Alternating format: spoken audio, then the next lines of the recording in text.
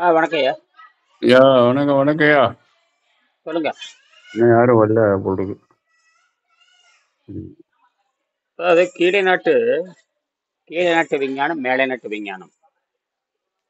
பரிணாம சித்தாந்தம் பரிணாம சித்தாந்தம் ஆ, நம் நாட்டு ஞானிகளுக்கு புதியதல்ல. பரிணாம சித்தாந்தம் வந்து நம்ம நாட்டுக்கு பழசு. நம்ம இந்த பசிதாகம்ங்கிறது பழைய சித்தாந்தம். ஆ, வெள்ளைக்காரனுக்கு இந்த அதனாலதான் அவன் தப்பு பண்ணிட்டான். அவனுக்கு பரிணாம அறிவியல் தெரியாதனால ஏற்பட்ட சாபக்கேடு. ஆ, ஆ. பரிணாம அறிவியல் தெரியாதன சாபக்கேடு. டார்வின் வரலைன்னா அது அவங்களுக்கு தெரியாது. சரி. டார்வின் டார்வின் வரலைன்னா அதுவும் தெரியாது. யாருக்கு? வெள்ளைக்காரனுக்கு அதுவும் தெரியாது. அதனாலதான் அது ஏன்னா மேலை நாட்டு அந்த அறிவு அவங்களுக்கு கிடையாது.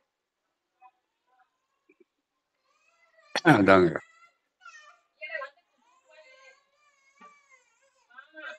ஐயா வணக்கங்கய்யா.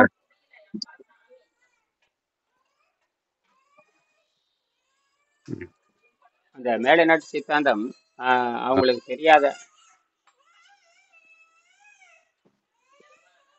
மேலை நாட்டு சித்தாந்தம் ஆஹ்,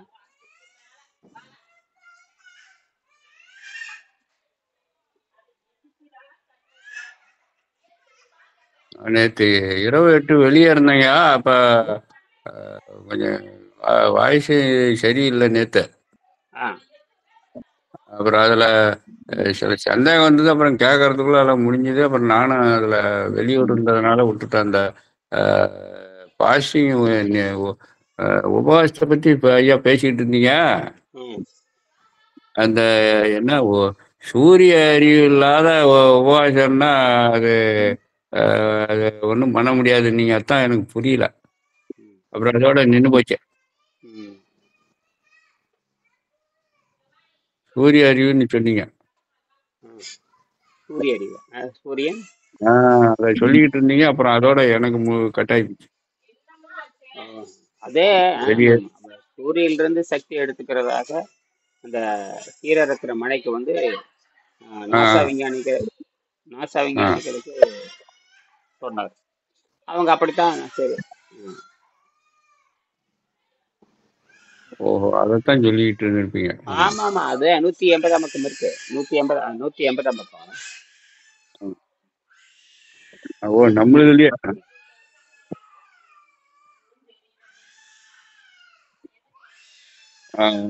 நம்மளுதுலயே இருக்கு.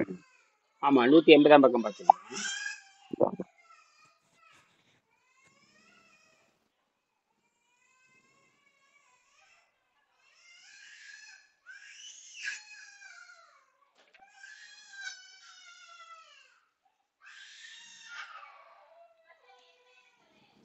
விண்வெளி சக்தியிலும் காற்றிலும் வாழுதல். ஆ, அதாவது 181 பக்கமே. அந்த 181 பக்கத்துல பாத்தீங்கன்னா ஆஹ், 81. ஆமா, அது நாசா விஞ்ஞானிகள் மற்ற மருத்துவ விஞ்ஞானிகள் எல்லாம் சேர்ந்து அவர் சூரியனை சக்தியாக மாத்துகிறார் அப்படிங்கிறது. அது சூரியனை சக்தியா மாத்துறதெல்லாம் அது ஒரு பக்கம் இருக்கலாம். அவரு பசிதாகத்தை கட்டுப்படுத்திருக்காரு, அவ்வளவுதான். அதான் நமக்கு தெரிஞ்சுக்க வேண்டியது. அவர் வந்து சூரியனிலிருந்து சக்தி எடுத்துக்கணும்னு சொல்றாரு. அப்படியும் அது உடம்பு எடுத்துக்கொள்ளும். சூரியன் சக்தி எடுத்துக்கொள்ளும். காத்திலிருந்து நைட்ரஜன் புரோட்டீனா மாறுது அப்படிங்கிறது அப்படின்னு சொல்லியிருந்து இன்னும் நல்லா இருந்திருக்கு. ஆனா அவருக்கு அது தெரியல. யாருக்கு? அந்த ஹீரரத்தர் மனைவிக்கு ஜெர்மனி நாட்டுக்காரனுடைய தத்துவம் அவருக்கு தெரியல. அதுதான் பம்பா போச்சு. இந்த ஜெர்மன் நாட்டுக்கு ஒரு தத்துவத்தை இவர் படிச்சிருந்தாருன்னு வச்சுங்க, இன்னும் சிறப்பா இருந்திருக்கு. அன்னைக்கே நிரூபிச்சிருக்கலாம். அவங்க சூரியனிலிருந்து சக்தி எடுக்கிறதாக சொல்லி அவங்க ஒத்துக்கிறாங்க. 181 பக்கம் இருக்கு. பார்த்துட்டு அவங்க குறைந்த உணவில் வாழ, இப்ப நாம வந்து குறைந்த உணவுல வாழ கற்றுக்கொள்கிறதா இல்லையா? அந்த குறைந்த உணவு வாழ கற்றுக்கொள்கின்ற பொழுது உடம்பை இழைச்சி நிக்குது அப்படிங்கிற விஷயமே. அந்த உடம்பை இழைக்கிறது குறையறதெல்லாம் அங்க சரியான வரலாறு இல்லை. உடம்பு அவர் உணவெல்லாம் இருக்காரு, அதை லிக்விடில் இருக்காரு. லிக்விடில் இருக்கிறதுனால உடம்பு இழைக்கிறது இல்லைங்கிறத விஷயமே. திரவ பொருள் இப்ப நீங்க திரவ பொருளை இருக்கிறதுனால உடம்பு இழைக்கல அப்படிங்கறத விஷயமே. நீர் அருந்திக்கிட்டு இல்லைன்னா உடம்பு வந்து நீரு கூட இல்ல, திரவம் இருந்தனாவே போதும். ஏதோ ஒரு பலரசமா காப்பியோ டீயோ அது குடிச்சிட்டு இருந்தாவே திரவ மருந்து. அதான் அதுலதான் அவனுக்கு ஆராய்ச்சி பண்றானுங்க. யாரு? அந்த நாசா விஞ்ஞானிகள் ஆராய்ச்சி பண்றாங்க. ஆமா, ஆராய்ச்சி பண்ணும் பொழுது அந்த உடம்பை இழைக்கல. ரெண்டாவது ஒரு சராசரி எல்லா வேலையும் செஞ்சு காட்டிட்டாரு அதுல. அவங்களுக்கு அவங்க நம்பிட்டாங்க. அந்த அறிவியல் ரீதியா வச்சு அப்புறம் ரத்த பரிசோதனை எல்லாம் பண்றாங்களே. 20 மருத்துவர்கள், ஒவ்வொன்றும் ஒவ்வொரு துறை சார்ந்தவங்க, எல்லா வகை மருத்துவர்களுமே. அலோபதி மருத்துவர் மட்டும் இல்ல, ஆயுர்வேதம், அதெல்லாம் சித்தா மருத்துவர் மட்டும் கிடையாது. மற்ற எல்லாம். இதுல என்ன விஷயம் கேட்டீங்கன்னா, பரிணாம சித்தாந்தத்தின்படி பசியை அடக்க முடியும், அவ்வளவுதான். வேற ஒண்ணும் இல்லைங்க அதுல. அதான் அவங்களுக்கு முழுசும் புரியலனாலும் இதுல அவங்க இருக்கிறத நம்பி ஆகணும். ஏன்னா முன்னாலேயே இருக்கிறாரு. நானும் காலையில இருந்து நான் லெமன் டீ அது இது சாப்பிட்டு தான் இருக்கிறேன். உடம்பு இழைக்கிறதே இல்லை. அதான் ஏன் இழைக்கிறது இல்ல? இதே வேற ஒரு உடம்பா இருந்தா நேரம் 2 கிலோ போச்சு, 1 கிலோ போச்சு, 3 கிலோ போச்சும்பாங்க. ஒண்ணும் இல்லப்பா. அந்த அம்மா நேற்று 2 நாளைக்கு முன்னாடி ஒரு அம்மா அறிமுகப்படுத்தினீங்க இல்லையா? அந்த அம்மா உடம்பு அது 100 கிலோ இருக்கு. அந்த அம்மா குறைஞ்ச 100 கிலோ இருக்கு. இருக்க மாட்டேங்குது, சொல்லல ஒண்ணு. அது அவ்வளவு கடுமையான வேதம் உள்ள, அவ்வளவு செத்து போய் அழுகி போய் கிடக்கு. அதெல்லாம் கரைஞ்சதுன்னா 40 கிலோ கரையும். குறைஞ்ச வச்சுக்கு 95 கிலோ 100 கிலோ இருக்கு அந்த அம்மா. இருக்குங்க, வெயிட் இருக்குது. அதனாலதான் உடம்பு வலி அவங்க சொன்னாங்க. சரி ஐயா புக்கை வாங்கி படிங்க, ஃபாலோ பண்ணுங்கன்னு சொல்லிவிட்டேன். உங்களுக்கு நோய் தீரணுன்னா அதான் வலி, இல்லைன்னா அப்புறம் எப்படி போங்கன்னு சொல்லிட்டேன். பண்ற இல்ல, அவன் என்ன பண்றான்னு தெரியுது பயிற்சி. அப்புறம் இதைத்தான் இந்த அப்படின்னா அந்த உடம்பு எதுல இயங்குதுன்னு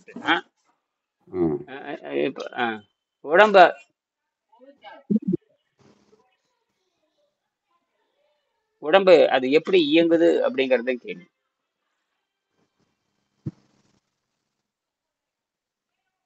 அது ஒண்ணுமே கிடையாது. அதுல அந்த விஷயத்துல ஒண்ணுமே இல்லை. இந்த உணவு பாதை போல் சுத்தமா இருக்கிறதுனால, அந்த உடம்புல இருந்து விண்வெளியில இருந்து சக்தி, அதை காத்துல இருந்து சக்தி எடுத்துக்குது. அவ்வளவுதான், வேற ஒண்ணுமே இல்லை. விண்வெளியிலிருந்து சக்தி கிரகித்து மனித உடலுக்கு சக்தி அளிக்கிறது. அதான் நைட்ரஜன், காத்துல இருக்கிற நைட்ரஜன் ஆக்சிஜன் சக்தியா மாறிக்கும். நைட்ரஜன் புரோட்டீனா புரதமா மாறிக்குது. அதுலயும் ஒரு பாயிண்ட் சேர்த்திருக்காரு ஐயா, மனித உடலுக்கு மட்டும்தான் இத்தகுதிங்கிறாரு, அளிக்கப்பட்டிருக்கிறது. ஆமா, வேற யாருக்கு? மத்ததெல்லாம் விரதம் இருக்கணும்னு இருந்ததுன்னா வேலைக்கு ஆகாது, இறந்து போயிடும். ஏதோ வலுப்பு இழுக்கிற மாதிரி இழுத்து போடும். ஆமா, மனிதன் சுத்தப்படுத்திட்டு தான் அதுக்கு போகணும். அது சுத்தப்படுத்தலன்னு மனிதன் இறந்துருவான். இவனும் அதே கதை தான். அது விலங்குகளுக்கு இந்த மரபணு மாற்றம் நடக்காது. விலங்குகளுக்கு மரபணு மாற்றம் நடக்காது. நமக்கு சுத்தப்படுத்தின மரபணு மாற்றம் நடக்கும். சுத்தப்படுத்தினா ஆகும், அதுவும் ஆகாது. விலங்குகளுக்கு எதுவும் ஆகாது. மனிதனுக்கு சுத்தப்படுத்தணும். அதாவது தண்ணீரும் கீரை வச்சுதான் சுத்தப்படுத்தணும். தண்ணீர் கீரை அப்படின்னு 6 மாசம் சுத்தப்படுத்தினா பண்ணிக்கலாம். மற்ற ஜீவனுக்கு மற்ற அறிவுக்கு அந்த அதுவும் கொடுக்கல. இயற்கை கொடுக்காது. மனித உடலுக்கு மட்டுமே தகுதி அளிக்கப்பட்டுள்ளது. இந்த கீரை என்பது எதுக்குன்னு கேட்டீங்கன்னா, நம்ம தப்பிச்சு போறதுக்கு இயற்கை கீரை உண்டாக்கி இருக்குது. அதனால விவசாயம் செய்ய தேவையில்லை. விவசாயம் என்பது நம்ம செஞ்சாலும் கூட குழந்தைகளுக்கு தான் விவசாயம். கீரை மட்டும் இருந்தா போதுமானது. ஐயா, அதுல என்ன விஷயம், இவரு கேசவன் ஐயா சொல்ற மாதிரி, அதாவது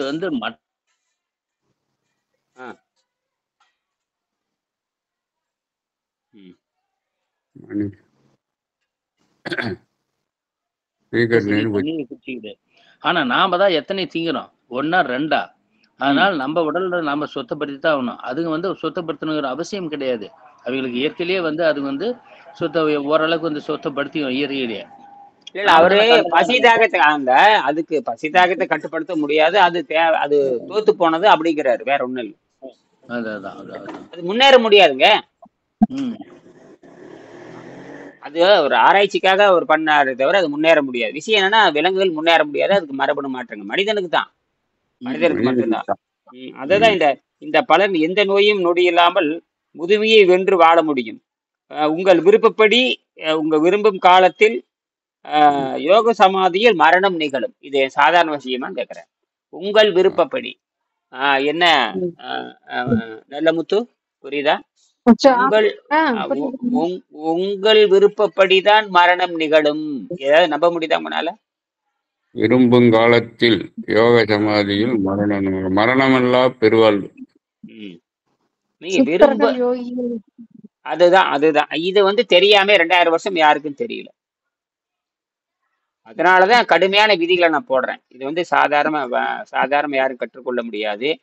தொடர்ந்து ஆசிரியரோடு 12 ஆண்டுகள் பயணத்தில் இருக்கணும். 12 ஆண்டுகள் பயணத்தில் இருந்தால் மட்டும்தான் நீங்கள் முழுமையாக முன்னேற முடியும்.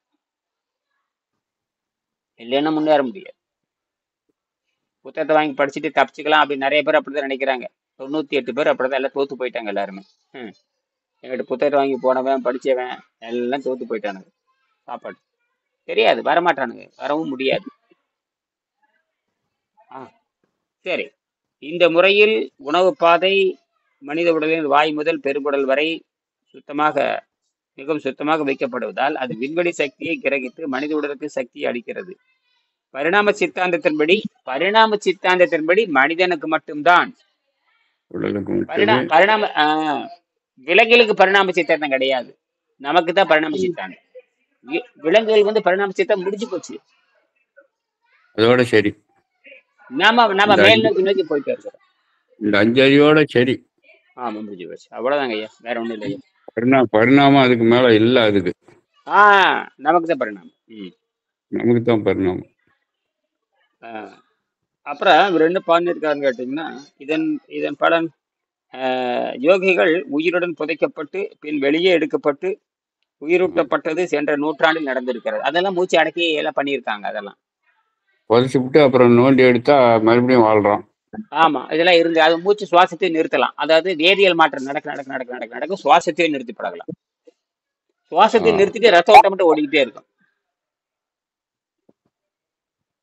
சுவாசத்தை நிறுத்தினாலும் ரத்த ஓட்டம் ஓடிட்டு இருக்கும். அப்படியே அப்படியேதான் ஓடிட்டு இருக்கு. வெவ்வேறு மாதிரி மாறிடும். வெவ்வேறு மாதிரி நீங்க இப்ப இருக்கிற இந்த இருக்கிற 3ஆம் அறிவை வைத்து இந்த 3 டைமென்ஷன், இந்த 3ஆம் அறிவு, அது 3ஆம் பரிணாமம் அறிவு பகுத்தறிவை தாண்டி 3ஆம் பரிணாமத்துல கண்டுபிடிக்க முடியாது. எம்ஆர்ஐ ஸ்கேனு கண்டுபிடிக்க முடியாது, எதுவும் சொல்ல முடியாது. இது வெவ்வேறு நிலையில மாறிட்டே போகும். அவ்வளவுதான். சரி, வேற ஒண்ணும் இல்லை இதுல. இந்த 2 நிமிஷம் பேசிட்டு முடிச்சுக்கலாம். அப்புறமாடி காலையில பார்ப்போம். பரிணாம சித்தாந்தத்தின்படி நம் நாட்டு இது எப்படின்னு கேட்டீங்கன்னா, பரிணாம சித்தாந்தம் நம் நாட்டு ஞானிகளுக்கு புதியதல்ல. திருவாசக பாடல் 1 புல்லாகி பூடாகி புழுவாகி பல்விருகமாகி பறவையோடு எல்லா பிறவையும் பிறந்திருச்சேன் என்று கூறுகிறது. கடந்த பல கோடிக்கணக்கான ஆண்டுகளாய் நாம் இருந்திருக்கிறோம். பல கோடிக்கணக்கான ஆண்டுகள் நாம் இருந்துட்டு தான் இருக்கிறோம். வெவ்வேறு வடிவத்தில் இருந்திருக்கிறோம். வெவ்வேறு வடிவத்துல பல்வேறு பிறகுகளில் நாம் ஓரறிவு, நம் அறிவு ஓரறிவு நிலையிலிருந்து இப்போது 6 அறிவு வரை வளர்ந்திருக்கிறோம். அதாவது ஓரறிவில் இருந்து தொடங்கி இப்ப நமக்கு 6 அறிவுன்னு சொல்றோம் இல்லையா, இது பல கோடி ஆண்டாக நம்ம போராடி போராடி போராடி பெற்றது. மாற்றம் அடைஞ்சுக்கிட்டே வந்திருக்கு என்று நிச்சயம் தெரிகிறது.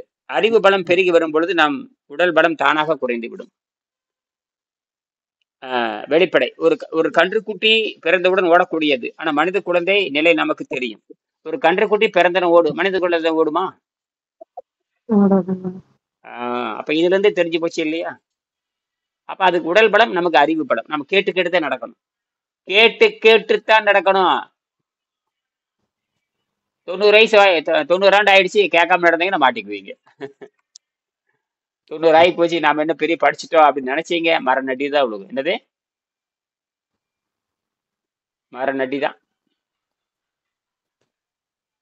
கேட்கறது சந்தேகம். எனக்கு சந்தேகமா தான் கேட்டுத்தான் தீரணும்.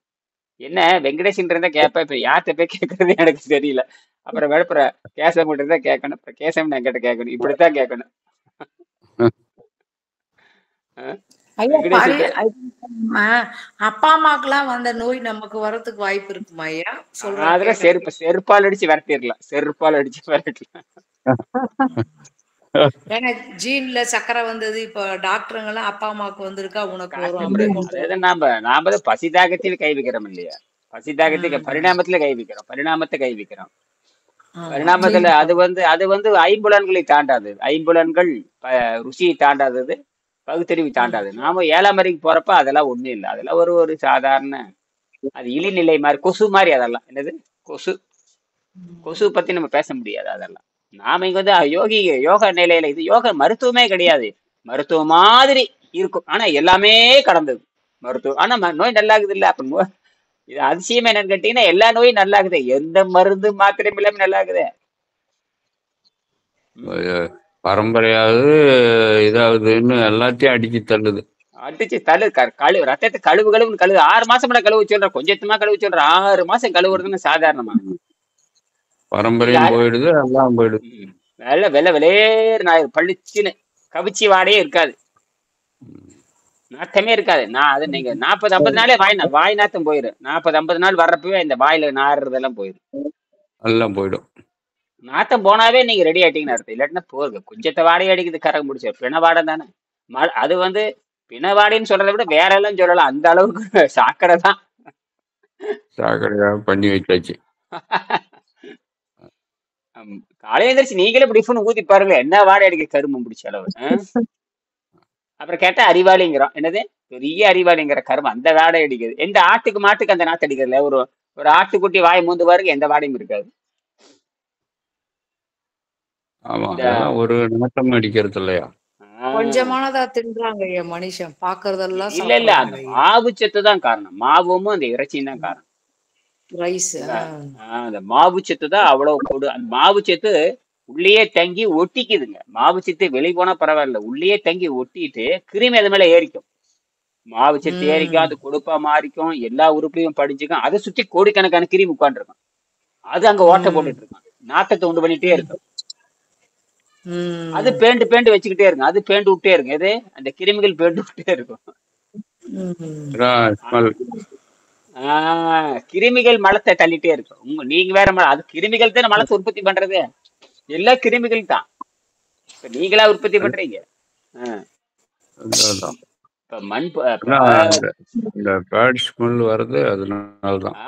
ஆமாப்பா, கம்பளி புழு தின்னுதுன்னு கீழே பேண்டுட்டே போகுது இல்ல, அதேதான். சரி, இந்த மாவு மேனேஜர் அம்மா வந்தாங்களா? அவங்க ஐயா பேங்க் மேனேஜர் அம்மா ஒரு அம்மா வந்தாங்களே, பயிற்சி பண்றாங்களா ஐயா? யார் அவங்க? ஒரு பேங்க் மேனேஜர் அம்மா ஒரு அம்மா வந்துட்டு பேங்க் மேனேஜரா இருக்கேன், இப்ப விட்டுட்டு பிசினஸ் பண்றேன்னு ஒரு அம்மா லேடி வந்தாங்களே ஐயா போன வாரம். அவங்க வரல. அவங்க கிட்டத்தட்ட அவங்க நின்று போய் 2 மாசத்துக்கு மேல ஆச்சு. இல்லங்க ஐயா, ஒரு 10 நாள் முன்னாடி வந்தாங்களா ஐயா? இருக்காது, கிட்டத்தட்ட அவங்க வந்து ஒரு மாசக்கணக்கு இருக்குமே. மாசக்கணக்கு. நான் வந்தபோது வந்திருந்தாங்க ஐயா, அதான் கேட்டேங்க ஐயா. அப்ப நீங்களே இப்படித்தானே? நீங்களும் ஒரு 15 நாள் தானே வரீங்க. 5 நாளைக்கு முன்னாடி வந்த மாதிரி தெரியலையே. யாராவது நான் வரும்போது அவங்களும் வந்து பேசுவாங்க இல்லைங்க, பேங்க் மேனேஜரு தொழில் இப்போ பிசினஸ் பண்றேன் அப்படின்னு சொல்லிட்டு, நீர் உணவு 5 நாள் எடுத்துக்க போறேன் ஏதோ சொன்னாங்க இல்லைங்க ஐயா. அப்படியெல்லாம் அவங்ககிட்ட இல்ல அது யாரா இருந்திருக்கலாம். சரிங்க, இருந்திருக்கலாம். நிறைய பேர் வந்து ஓடிட்டாங்க, எல்லாருமே நிறைய பேர் வந்துட்டு ஓடிட்டாங்க, அவ்வளவுதான். அவங்க 1000 ரூபாய் நண்பர்கள். ஏன்னா வாய் ருசி. சொல்லுமா நல்ல முத்துமா. ஐயா மாசத்துல அரிசி பருப்பு இதெல்லாம் ஏங்கயா? எல்லாமே தான். எது பொடி போகுது, எது பொடியாகுது, எது மாவு, எல்லா மாவும் ஆரோக்கியத்தை சொல்றது இல்லை. மாவுனாவே அது கம்பு மாவு, அரிசி மாவு, பருப்பு எல்லாமே மாவு தான். மாவு தான் எல்லாமே.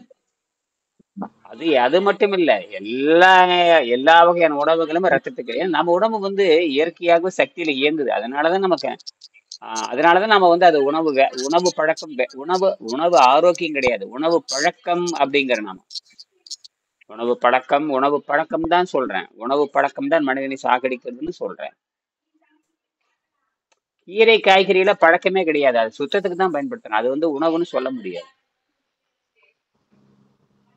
இது வந்து குடலை சுத்தப்படுத்துறது, சுத்தப்படுத்தாது 2 தாங்க இருக்குது. குடலை சுத்தப்படுத்தும், குடலை சுத்தப்படுத்தாது. இது 2டே புரிஞ்சுக்கலாம். நீங்க அதனாலதான் நாத்தடிக்கிறது உடம்பு. நமக்கு நாமே கெடுத்துக்கிறோம். நாமே செத்து போயிடுறோம். பசி காய்கறி காய் காய்கறி கீரைகள்லாம் வந்து ஆடு மாடு சாப்பிடுதியா, நல்லா இருக்கு. ஆனா இந்த மாவு பண்டம் கொடுத்தா செத்த போயிடுதியா. நான் பார்த்துருக்கேன். மாவு தின்னு, அரிசி தின்னுது, இது தின்னுது, செத்து போச்சு ஆடு, என் மாடு இதை தின்னுது, இந்த மாவு செத்து போச்சு, இப்படித்தான் சொல்றாங்க. அது நம்மளாவது நாத்தம் எடுத்துக்கிட்டாவது இவன் பொழப்ப ஓட்டுறான், அது செத்த போயிடுது. ஆமா, வயிறு ஊட்டி செத்து. கல்லீரல் வேலை செய்யாது. கணையம் கல்லீரல் எதுவுமே வேலை செய்யாது. எந்த வைத்தியத்துக்கும் அடங்கல. அது உடனே உயிரை செத்து போயிருங்க. 7 மணி 8 மணி நேரம் 10 மணி நேரம் ஒரு நாள் கூட தாங்காது, அப்பவே இறந்துடும். இவன் நம்மளாவது மாவு தின்னுட்டு போய் ஹாஸ்பிட்டல்ல படுத்துக்கிட்டு அங்க இருக்கிற தொந்தரவு, வீட்லயும் தொந்தரவு, சாகவும் மாட்டான், அது செத்த போயிடுது. நமக்குதான் தண்டனை, உடனடி மரண தண்டனை. நமக்கு வந்து காலங்காலமா சின்னப்பட்டு சாகணுங்க மாவு தின்னு. ஒரு கண்டுக்குட்டி பிறந்தவுடன் ஓடக்கூடிய முடியும். மனித குழந்தை நிலைமை நமக்கு தெரியும். இது போல இனப்பெருக்கம் வேகம் குறைந்து வந்திருப்பதும் தெரியும். இனப்பெருக்க வேகம் குறைஞ்சிட்டு வந்து நமக்கு இனப்பெருக்க வேகம் ஒண்ணுதான். அது இதையும் கணக்கு போடணும். அதாவது அறிவு பலம், அதாவது உடல் பலம் குறைஞ்சிருச்சு, அறிவு பலம் மேலோங்குது. இனப்பெருக்க வேகம் குறைந்து வந்து நமக்கு இனப்பெருப்புக்கு 1 வந்து நிற்குது. இனப்பெருக்க வேகம் படிப்படியா குறையுது. உடல் பலம் குறைந்து அறிவு பலம் பெருகுது. இனப்பெருக்க வேகம் குறையுது, அறிவு பலம் அதிகமாகுது. இனப்பெருக்க வேகம் குறைகிறது, அறிவு பலம் அதிகமாகிறது. 5 அறிவுக்கு வரலாம், அது இல்ல நமக்கு இருக்கு. தகுந்த சூழ்நிலையில் ஒரு பாக்டீரியா சில மணித்துளிகளில் லட்சக்கணக்கில் பெருகும். ஒரு பாக்டீரியா. மனுஷன் அப்படி இல்லையே. மனுஷனுக்கு 16 வயசு 17 வயசு ஆனா தானே இனப்பெருக்கம். யானை வந்து 30 வருஷத்துக்கு அப்புறம் இனப்பெருக்கம். யானையே 30 வருஷத்துக்கு ஒருக்கத குட்டி, 30 ஆண்டு ஆனத குட்டியே போடும். 30 ஆண்டு ஆகணும். யானை 30 ஆண்டு வாழணும், அப்பதான் அது பருவம் எய்து. மனிதனுக்கு 16 17 முடிஞ்சு போச்சு.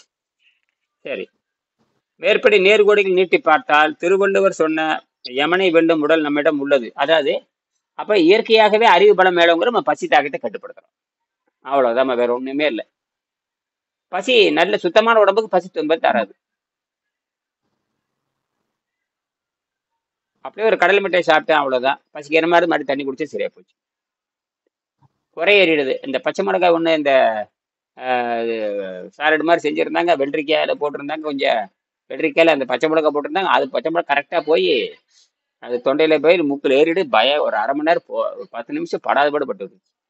அப்புறம் ஒரு கடல் மிட்டாய் தின்னி சர்க்கரை சாப்பிட்டு மண்டையில தட்டி கீழே இறக்கி விட்டோம். 1/2 மணி நேரம் படாதபாடு.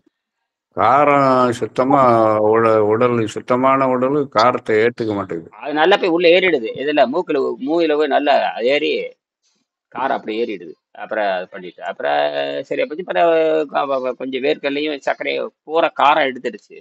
அப்புறம் சர்க்கரை சாப்பிட்டு சித்த நேரம் அப்படியே தண்ணி குடிச்சு சரி பண்ணு, அவ்வளவுதான். அப்புறம் மறுபடியும் லேசா பசிக்கிற மாதிரி மறுபடியும் தண்ணி குடிச்சு கப்புன்னு போயிடுச்சு, அவ்வளவு. இந்த பசி அமைதியா இருக்கிறப்ப தொந்தரவு பண்ணக்கூடாது. நீங்க தான் இவன் என்ன செத்து போயிருவோம் நினைச்சிட்டே சாகிறது. அது தப்பா சொல்லி கொடுக்குறது.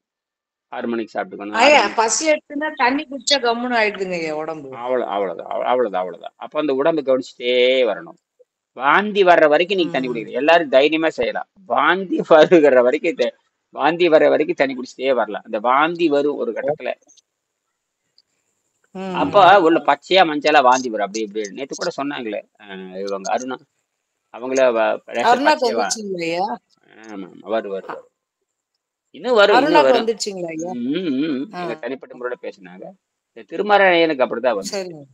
அது சரி. அதெல்லாம் வந்து தொடர்ந்து கவனிச்சுட்டே வரணும். திருமாரணையெல்லாம் நேரடியே கவனிச்சுட்டே இருந்தேன் நான். கவனிச்சு தினமும் பேசி சொல்றபடி அப்படியே நூல் பிசுக்காம செஞ்சுட்டு வந்தார். அதனால அவர் தப்பிச்சுட்டாரு. இல்லட்டும் போய் சேர்ந்திருப்பாரு அவங்கெல்லாம். இதுல இருந்து நாம புரிஞ்சுக்க வேண்டியது, யோகம் எனப்படுவது சித்தத்தருடைய விருத்திகளை கட்டுப்படுத்துதல். அது ரொம்ப முக்கியமானது. ஆசைகளை கட்டுப்படுத்துறது தான், வேற ஒண்ணும் இல்லை. யோகம்னாவே ஆசைகளை கட்டுப்படுத்துறது தான். அப்பதான் ஆரோக்கியமா வாழ முடியும். இதுல மாட்டிக்கிட்டாங்க எல்லாருமே. இருக்கிற வரைக்கும் இருப்போம் அப்படின்னு சொல்றாங்களே, இருக்கிற வரைக்கும் இருப்பீங்க, நோயோட தான் இருப்பீங்க. என்னது? நோயோட தான். சாவுதான். இதான் சொல்லுவாங்க, இருக்கிற வரைக்கும் இருப்பான், ஒண்ணும் நடக்காது. இருக்கிற வரைக்கும் இருப்பான், தின்னுபிட்டு சாவுவான் அப்படிங்கிறாங்க. அது அது அது ஒண்ணு. ஆனால் நோவுலதான் அவனை சாப்பிடணும். 50 வருஷம் உயிரோட இருந்தாலும் 50 வருஷம் நோவுல தான் சாப்பிடணும். எப்படியா சித்திரவதை பட்டு அடிக்கி சித்திரவதை. நான் தான் சொல்லியிருக்கேன், அடிக்கடி சொல்லுவேன், அவனை நோவில் அழிந்து சித்திரவதைப்பட்டு தான் அழுகித்தான் சாக வேண்டும், தவிர வேற யாரும் தப்பிக்க முடியாது. ஜெயலலிதாவே அப்படிங்கிறப்ப நீங்களே எந்த மூளை அழுகி துடிச்சு செத்தாங்க. ஐயா பலாப்பழம் பழங்கள் வேக வச்சு சாப்பிட்டீங்க ஐயா, நீங்க வேக வச்சுதான் சாப்பிடணும் ஐயா. அப்படியெல்லாம் எதுவும் சொல்லவே இல்லையே. இந்த நீங்க பைத்தியம் மாம்பழம் அன்னைக்கு வேக வச்சு சாப்பிட்டீங்க ஐயா. அது சுத்தப்படுத்துறதுக்கு வேக வச்சு சாப்பிடலாம். அது சாப்பிடலாம். சுத்தப்படுத்துவதற்கு மாம்பழத்துல அவர் மாங்காய் தான் வேக வச்சு சாப்பிட்டாரு, மாம்பழத்தை கிடையாது. ஐயா வேக வச்சு சாப்பிட்டா நிச்சயம் வேக வச்சு சாப்பிட்டே. நீங்க மாம்பழத்தையும் வேக வச்சு சாப்பிடலாம், பழத்தையும் வேக வச்சு சாப்பிடலாம். என்ன நடக்குதுன்னு கேட்டீங்கன்னா, வேக வச்சு சாப்பிடறதுனால காய் மாதிரி எளிதில் சீரணமாய் வேகமா வெளியேற்றிடும். குடல் சுத்தம். அதுதான் அங்க முக்கியம். சரியா? சரிங்க. இந்த கடைசி வாய்ப்பு முடிச்சுக்கலாம். 20 நிமிஷம் 25 நிமிஷம் ஆகி போச்சு. அந்த யோகம் எனப்படுவது சித்த விருத்திகளே ஒடுக்குதலாகும். பதஞ்சலி யோக சூத்திரம், பசியை வென்றவனுக்கு அவனுடைய சித்தத்தின் விருத்திகளை பெரும்பகுதி ஒடுங்கி விடுகிறது. பசியை வென்றாவே பாதி ஒடுங்கிடும். ஆசனத்தில் மாத கணக்கில் அவனால் நிலைக்க முடியும். விண்வெளி சக்தியான பிராணனில் அவன் வாழ்வதால் பிராணாயாமம் இயற்கையாகவே வந்து விடுகிறது. அதாவது பசி அடங்கிறது. மாத கணக்கில் தியானம் பண்ண முடியும். கடைசியில விண்வெளி சக்தியான பிராணனிலே வாழ்வதனால் பிராணாயாமம் என்பது இயற்கையாகவே வந்து விடுகிறது. பிராணாயாமம் என்பது இயற்கையாக வந்துடுது. பிராணாயாமங்கிறது இந்த காற்று பயிற்சி. பிராணனில் அவன் வாழ்வதால் பிராணாயாமம் இயற்கையாக வந்து விடுகிறது. இந்த மிகப்பெரிய பொக்கிஷம். இது அந்த பயிற்சியும் பண்ண தேவையில்லை, எவங்கிட்ட போய் கஞ்ச தேவையில்லை. அந்த வாசி யோகம், புடலக்காய் யோகம், வாசி யோகம், ஓசி யோகம், ஊசி யோகம் எதுவும் வேலைக்கு ஆகாது. நீங்க பிரச்சனையை உடம்பை இழக்கி வைக்கிறீங்க, நைட்ரஜன்ல வாழ்றீங்க, ஆகாசத்துல வாழ்றீங்க, பசிவே வென்றுறீங்க, ருசியை கடந்துடுறீங்க. அப்புறம் உங்களுக்கு என்ன இருக்குது? யோகிதான். இந்த பசி ருசியை கிடக்காம தின்னுட்டு வாசி யோகம் புடலங்காய் யோகம் பண்ணிட்டு போய் சேர வேண்டியதான சங்குதான். நீங்க சொல்லுவீங்களா மோளம் கட்ட வேண்டியது, மோளம் அடிச்சு விட்டுறோம், அவ்வளவுதான். விஞ்ஞானம் இயற்கையிலிருந்து பாடம் கற்றுக்கொள்கிறது. விஞ்ஞானம் கூட இயற்கையிலிருந்து பாடம் கற்றுக்கொள்கிறது. விஞ்ஞானம் எங்கிருந்து பாடம் கத்துக்குது? விஞ்ஞான விதிகள் உருவாக்குறாங்க இல்லையா, இயற்கையில இருந்தா விஞ்ஞான உதவி. விஞ்ஞான ஈர்ப்பு விஷயங்கிறான், விலங்கு விஷயங்கிறான், இயற்கையில் இருக்கிறத நீங்க கணக்கு போடுறீங்க. ஆமா ஆமாங்க, இயற்கை தான் விஞ்ஞானம் கண்டுபிடிக்குது. ஆமா, அதுதான் விஷயம். விஞ்ஞானம் அறிவியல் இயற்கையிலிருந்து பாடம் கற்றுக்க. அறிவியல் சொல்றீங்க இல்லையா, எங்க இருந்து பாடம் கத்துக்கிறீங்க? நேச்சுரல். இயற்கை விதிகளை எழுதுனா அறிவியல், அவ்வளவுதான். இயற்கை விதிகளை எழுதினால் அது பேர் அறிவியல்.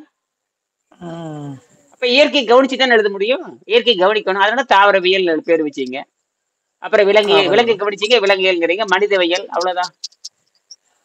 ஹோமோங்கிறீங்க, அது ஜுவாலஜிங்கிறீங்க, இது ஹோமாலஜிங்கிறீங்க, அது பாட்டனிங்கிறீங்க. எல்லாம் இயற்கையின் தானே. நாம் ஏற்கனவே எழுதியபடி கீழநாட்டு அறிவு அண்டவெளியிலிருந்து தொடங்குகிறது, சிறிய விஷயங்களை கூட விளக்குகிறது. மேல்நாட்டு அறிவு பகுத்தறிவு இன்னும் தாண்டவில்லை. மேல்நாட்டு அறிவு பகுத்தறிவு தாண்டவில்லை. இதனால் தான் கல்வியில் மிகப்பெரிய பிரச்சனை ஏற்படுகிறது. நீங்க பகுத்தறிவு தாண்டாதனால பிரச்சனையே வருது. பரிணாம சித்தாந்தம் கிழக்கு நாடுகளுக்கும் மேற்கு நாடுகளும் சேர்ந்து ஒப்புக்கொள்ளும் ஒரு கொள்கை. ஆனா இதுல என்னன்னா, பரிணாம சித்தாந்தம் 2 நாடு ஏத்துக்குவாங்க. பசியை முறைப்படி நிறுத்திய பின்பு இயற்கை நமக்கு எந்த வழியில் அழைத்து செல்லும் என்று நீங்கள் புரிந்து கொள்ளலாம்.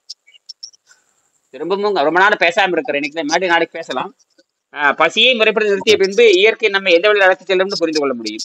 இதில் வெளிப்படையாக தெரிகிறது, மனித சமுதாயத்தின் வீண்வெளி வாழ்க்கை அதை நோக்கி பீடரடி போடுவது எல்லோருக்கும் உகந்தது. அதனால் அஷ்டாங்க யோகத்தை பயன் கருதி நாம் பிராணாயாமத்துடன் தற்காலிகமாக நிறுத்திக் கொள்கிறோம். இதோட நிறுத்திக்கிறோம். அதை பிராணாயாமத்தோட நிறுத்திக்கிறோம். அதாவது நியமம், ஆசனம், பிராணாயாமம். இது ஆசனத்தை பத்தி நம்ம பேசுறது இல்லை. ஏன்னா ஆசை நமக்கு தேவையில்லை. தேவை ரெண்டு ரெண்டு பண்ணிட்டாவே 3க்கு போயிடுறீங்க. அந்த 2 பண்ணிட்டாவே 4க்கு போயிடுறீங்க. 2 பண்ணிட்டாவே 3 தேவையில்லை. 4 போடுறேன். நம்ம ஜம்ப் அவ்வளவுதான், ஒரே ஜம்ப் டக்குன்னு போயிடுறீங்க. அதோட முடிச்சுக்கிறேன். பிராண சக்தியில வாடுற மாதிரி தான். மீண்டும் காலையில பேசலாம். நன்றி, வணக்கம். நன்றி, வணக்கம்.